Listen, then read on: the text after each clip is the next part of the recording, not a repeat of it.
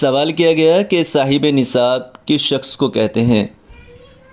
تو جواب ہے جس عاقل بالغ مسلمان کے پاس صرف سونا ہو، یعنی اس کے علاوہ نقدی وغیرہ کچھ نہ ہو، تو اس کا نصاب 7.5 تولہ سونا ہے، اور اگر چاندی ہے تو نصاب 52.5 تولہ چاندی ہے۔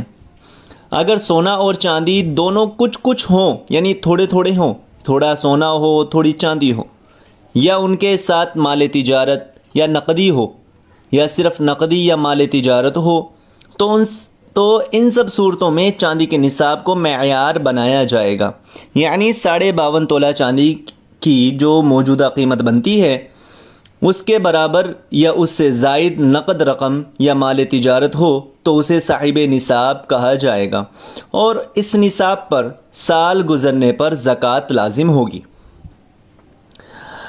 اسی طرح قربانی اور زکوٰۃ کے واجب ہونے کے نصاب میں فرق یہ ہے کہ زکوٰۃ صرف اس مال پر فرض ہوتی ہے جو عادتاً بڑھتا ہو، جیسے مال تجارت یا مویشی یا سونا چاندی اور نقدی۔ اس کے علاوہ ذاتی مکان، دکان، برتن، فرنیچر اور دوسرے گھریلو سامان، میلوں، کارخانوں کی مشینری، جواہرات خواہ کتنے ہی قیمتی ہوں، اگر تجارت کے لیے نہ ہو تو ان پر زکوٰۃ فرض نہیں ہے، جبکہ قربانی اور صدقۃ الفطر اور زکوٰۃ وصولی کے لیے غیر مستحق ہونے کے نصاب میں مذکورہ اموال یعنی نقدی، سونا، چاندی اور مال تجارت وغیرہ کے ساتھ ضرورت سے زائد سامان کو بھی ملایا جائے گا۔ مثلا کسی کے پاس 2 مکان ہیں، ایک رہائش کے لیے اور دوسرا ایسے ہی بند پڑا ہے، تو ذاتی استعمال میں نہیں آتا، تو قربانی وغیرہ کے نصاب میں اس کو بھی شامل کیا جائے گا۔ اسی طرح ضرورت سے زائد سامان کا بھی یہی حکم ہوگا۔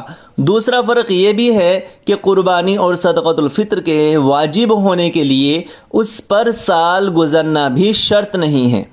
یہ 2 فرق ہیں زکوٰۃ کے اور قربانی کے اس میں۔